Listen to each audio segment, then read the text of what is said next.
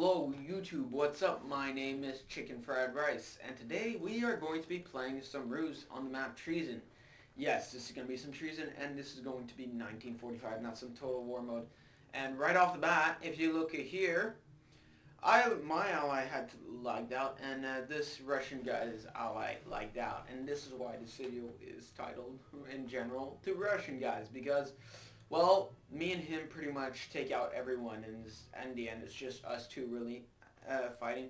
So, whenever this happens, here are the recommendations I give you. First of all, make sure both flanks are secure. But since you have the double income, you have to make sure to build all your supply depots. And since you start off with double the amount of money, invest in a prototype base, because you can get away with making prototype units early on in the game as long as no one blitzkriegs you. Luckily for me, that didn't happen. And just in case, I made a barracks here and a barracks there, pumped out some armored recon, put them everywhere, you know, started making infantry and all that. And this game, throughout the game, we'll do a skip, just because it's going to take a while to get through the whole entire game. This wasn't a short one. And right away, me and the Russian dude start fighting a bit, but generally it's going to be him, and it's going to be me and this guy. Except me and him don't really fight. All we do is really stack up a crap load of units. So he was starting to push in with his recon units and his assault gun.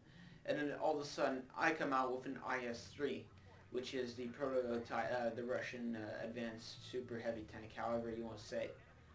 So I'm coming out with an IS-3, and he has some 88 around here, so that's why I don't push in. In the meantime, well, this guy and I are like kind of having a small skirmish. It's gonna evolve, you know. I send some infantry, he sends more. Then we fight for this little spot of tree cover. He ends up winning it, but it doesn't save him because I end up having the better economy. Because let's look here, let's go in camp neutral. If you look at his base, he has tank bases. He doesn't have a prototype base, and he makes IS-2s, thinking that the IS-2 is going to be able to take on IS-3. He doesn't know I have IS-3s. He probably thinks I either have IS-2s or the regular Russian heavy tanks, when I actually have IS-3s, and IS-3s are much better than the IS-2s. Much better. So I'm going to make a couple of IS-3s, send them over there, you know, defend my base, and in the meantime I'm going to start getting more to work on making some administrative buildings. In the meantime, if you look over here, this dude has not wasted any time. He's already made 2 administrative buildings, and he's just keeping the bare minimum to defend himself, while I am just slowly building up an army, just slow and steadily. That's what I like to do. I just make admins, but I slowly build the armies like that. It's there in case I get attacked, and is there if I need to attack, and I don't have to wait to make a new one. So he has his IS-2. He thinks he's got me on the ropes. You know, he's going to try and take out my infantry. And then room comes along the IS-3. And I have to say, the IS-2 and the IS-3, sorry, choking on my own saliva apparently. No, the IS-3 and the IS-2, I have to say, look almost identical. Look at this. The only difference is the IS-3 is much better. That's really the main difference. They look exactly the same. They fight differently, but they look the same. So now, this guy over here, the Japanese dude, his ally lagged out. I think he was an American. And then the German dude here, his American ally is going to lag out soon. And that's going to leave the game. Pretty much everyone is going to be, it's pretty much going to be a 1v1v1v1. There's not going to be anything else to it. So,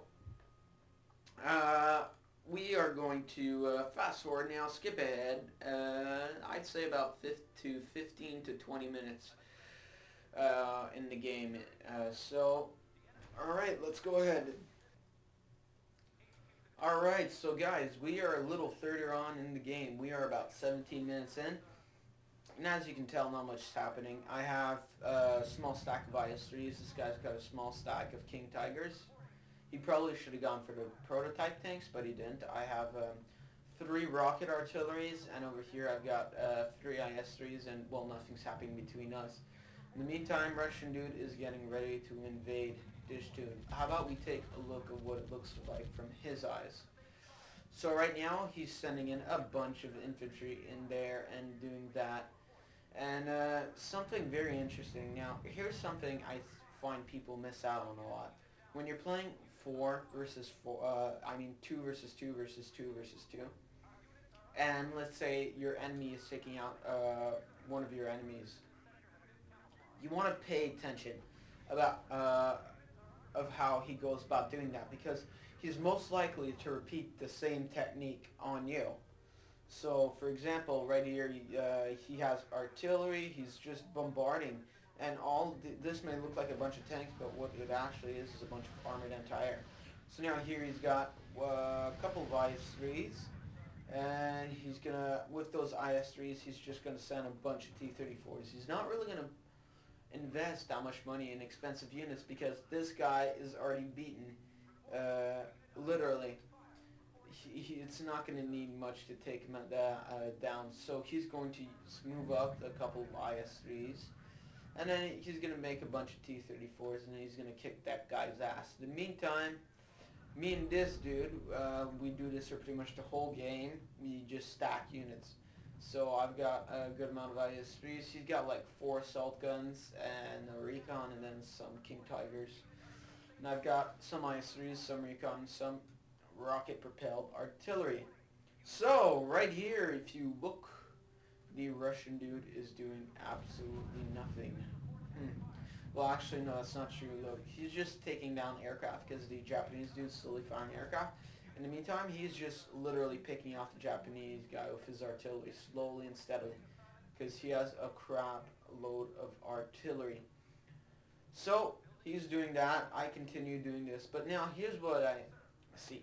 Now, early on in the game, the Russian guy was the first guy to start building admin buildings. But the thing is that even though you're the first, you want to be the last guy. You want to be the guy with the stronger economy. It's no big deal if you have it earlier or later on in the game. So if you look at here, he has a fair amount of admin buildings. And if you look at my base, I have a fair amount of admin as well. I have like, let's say about 5 here. And then over here, I don't know, 1, 2, 3, 4, 5, 6, 7, 8, 9. 9 plus 4. How much does that equal? I don't know. It's 13. So, I already have 13 admin buildings, and I keep building them. I don't stop. I just kept building them. Because having a better economy in the long run is the way to win the game. And that's how I ended up beating the Russian dude, because he stopped making a strong economy when he thought he had like 10 or 15 admin buildings. He thought it was enough, so he started making units.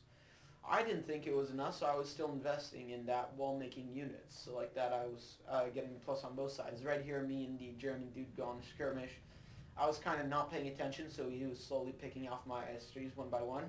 Then when I pay attention, here we go. You see my S3 start moving to engage the enemy, and I actually start doing some damage to him. You know, he has a couple of 88s back there, which are a pain in the ass, but that's the main reason why I didn't move in right away, because those 88s will just start picking you off, and your tanks will drop like flies. He didn't have enough. I actually, during the game, I thought he had a lot more 88s. He has 4. I thought he had like 8 or 9. And 8 or 9 88s could have taken care of all these tanks, no problem. On top of that, he had some King Tigers and all that, so he was well set up to take me out if I were to try and move in on this territory. So now the German dude has lost his allies, so he wasn't really paying attention to that front. So what happens here is paratroopers drop with radio silence, and the German dude does not realize this at all, that he's getting paradropped literally on top of him. So while that's happening, well then the Japanese dude's getting invaded, so it was like, oh, that's fine, I'm just going to take his base and then kill everyone with that, which is a very good tactic, what he came up with. But what I find interesting is what I talked about earlier in the game is you have to look how your enemy defeats your other enemies to learn his tactic. Well, right here, this dude's going to build an airstrip. You see this construction truck? He's going to make an airstrip. If I'm right, yes, I am. Of course I am. And with this airstrip, he's going to do a massive amount of he's going to make a massive amount of paratroopers. all these paratroopers, he's going to drop them in here and cap all the buildings. Now, the reason I say pay attention to how he tries to defeat your enemies is because he tries this tactic with him, it works. Then he tries to do it again with this guy, and it doesn't work at all. Well, it doesn't work as well because this guy's got a good amount of units, he's got defenses and all that, so he's ready to take it on. Then, at the end, I saw all his aircraft, and I was like, oh boy, if those are all fighter bombers, all of my tanks out the window. And this is a really risky game I played because I played this whole entire game without any anti-air. If you don't have any anti-air, the best substitute is to have a lot of fighters. But still, it's a very risky task to do. You need to have not just a bit of fighters, you need to have a crap load of them when you think of it. So right here is when he diverts his giant stack of units. In the meantime, he just keeps a couple of 88s there just in case I start advancing. Which I don't. I take the opportunity. I start making some artillery because I see his giant stack of artillery. So I want to blow that up just because it's annoying. That's pretty much it. The amount of artillery he had was extremely annoying because it could actually cause my IS-3s to panic. That's how much artillery he had. Now, he wouldn't do it immediately, but after a good amount of time of artillery, my IS-3s started to feel the pain from that, and they started to become, well, fairly crippled from the damage they were taking from that. So here I start pumping out some artillery guns so I can take out all those artillery. And here's a big mistake he did. He did not camouflage his base. If he wouldn't have been paying attention as much, I could have made a crap load of artillery and then just all fired at once and annihilated half his base. And that would have been the end of the game as it is. And now if you look here, it looks like he has me outnumbered, sort of. But he actually doesn't because his units are lower levels. It looks like he has me outnumbered. He's playing a game of poker right here. He's trying to bluff me into thinking that I don't have enough units to buy more time to make more units. But in the meantime, I'm making more units. So right here I use my artillery. And I'm going to fire on this stack over there. Try and do some damage. Make sure that he, because all those artillery guns, they're not real killers, they're just annoying. So I fire on him, I try and get some damage done, but it doesn't do much. I don't end up hitting anyone. I didn't have enough artillery batteries. I would have needed much more to be actually successful at this. And here's what I meant. He did another paratrooper drop. Here's his paratrooper. You missed all the others, but he sent a bunch of paratroopers all over the map. So he starts making units and all that to defend against the paratroopers, make sure. And I was very impressed with him because he managed to survive that paratrooper drop, even if it looks like he has nothing left in his arsenal. So over here you have my giant army of fighters. In the meantime, you have my first stack of doom, and then you have my second stack of doom. What happens when you have two stack of dooms? Well, then there are two massive battles fought. So as he starts approaching me from over there, he decides, well, I'm going to have to attack him now or never. That is not the smartest decision of his life. He would have been better off attacking this guy's base because he had nothing than trying to attack me. But he did it. He paid for it. I kicked his ass, and then he surrendered because he knew he was totally clusterfuck. And then this guy too surrendered as well because they're such wimps, You're like, yes, this is going to be a good fight. You start attacking them, and the second there's a sign that they're losing, they're just like, oh crap, I'm going to surrender. And if you look, I'm at the bottom of the leaderboard right here. The guy that's dead is further ahead than me because I have not been interacting the whole game. This thing, while he's been slowly moving and conquering throughout the game, I've been piling up units and making sure I have supplies and all that. So like that, at the end of the game, I can give the game-winning kill. And it's fine because I don't mind him killing him. I don't have to do it, no big deal. As long as I only have to kill one person, it makes it that much easier. Because if you only have one person to worry about, well, it's fairly easy. So right here, you have me starting to move in with these guys. I'm starting my attack. And on the same time, he begins to attack me. So I don't realize that right away, but this guy started attacking me because he fought, which was very smart of him. It was a great time to attack me because I was attacking him and I wasn't paying attention there for a while. And as you can tell, the game is lagging just a lot. Look at this. Okay, so I'm slowly moving in here, starting to do some damage. You can see all these IS-3s just pushing through, and look at that. I'm done. I'm past through his defensive line. All he has left is this small stack of IS-3s, and that's it. That's all. That's all he had up for defense. The rest is just smooth sailing into his base, which just made it so much easier for me. And right here, well, then this is actually, well, it's not as, it's a bigger challenge, but it's not a challenge for the IS-3s. I just have so many IS-3s that he can't do anything about it. Look, he's just gonna keep moving in, and I'm just gonna blow him up. Well, not right away, because right now I'm not realizing, so he can just pick him off one at a time, which was a very smart thing to do, I have to say. I give him credits for that. I would have, well, actually, I would have done that. I wasn't paying attention to that. And then when I do realize, yeah, right here, all my tanks, as you can tell, just lined up and started firing at them. And here's when the damage towards his army starts happening. And that's when he starts losing this fight, because or else he stands a very good chance. And as I move into this guy's base and I move into that guy's base, this game is concluding because I just murdered both of them very, very easily. And, well, I kind of pride myself on that. That's all I gotta say. I just murdered people. It's a very proud thing to be. So, he surrendered. He knew he was fucked. He surrendered. And then I started moving. I thought, okay, let's move my units there and take out those units.